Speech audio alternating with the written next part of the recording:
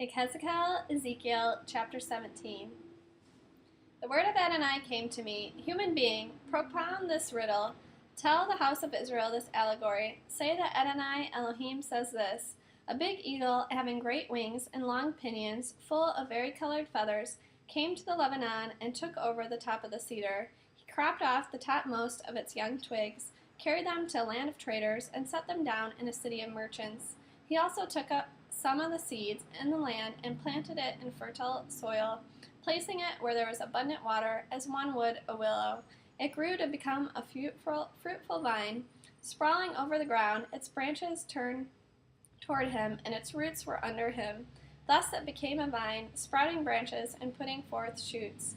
There was another big eagle with great wings and many feathers, and the vine bent its roots toward him and put forth its branches toward him, so that he might water it more than in the bed where it was planted.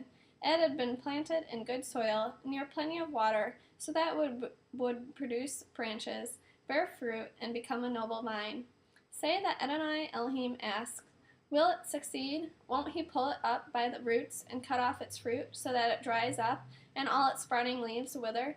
There will be no great power and few people there when it is plucked up by the roots. Will it thrive just because it was planted? Won't it wither altogether when the east wind strikes it?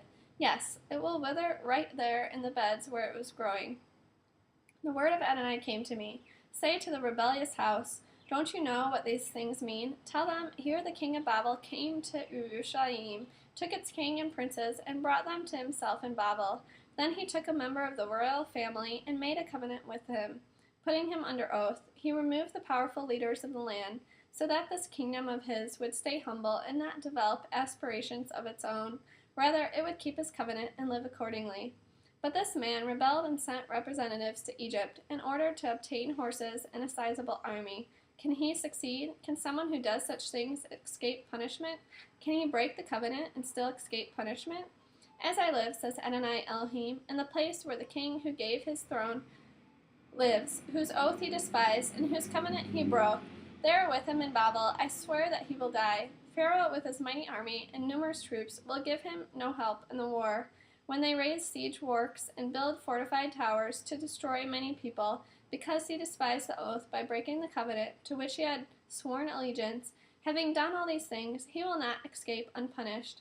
Therefore, Adonai Elohim says, as I live, I swear that it is my oath he has despised, and my covenant he has broken, and I will bring this on his own head.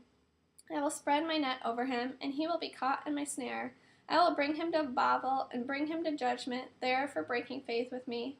The elite troops among his forces will die by the sword, and those who survive will be scattered to every wind. Then you will know that I, Adonai, said it. Adonai Elohim says, from the top of this tall cedar, from its highest branch, I will take a shoot and plant it myself on a high and prominent mountain. I will plant it on the highest mountain of Israel, where it will put out branches, bear fruit, and become a noble cedar. Under it will live all kinds of birds, winged creatures of every description will live there in the shadow of its branches.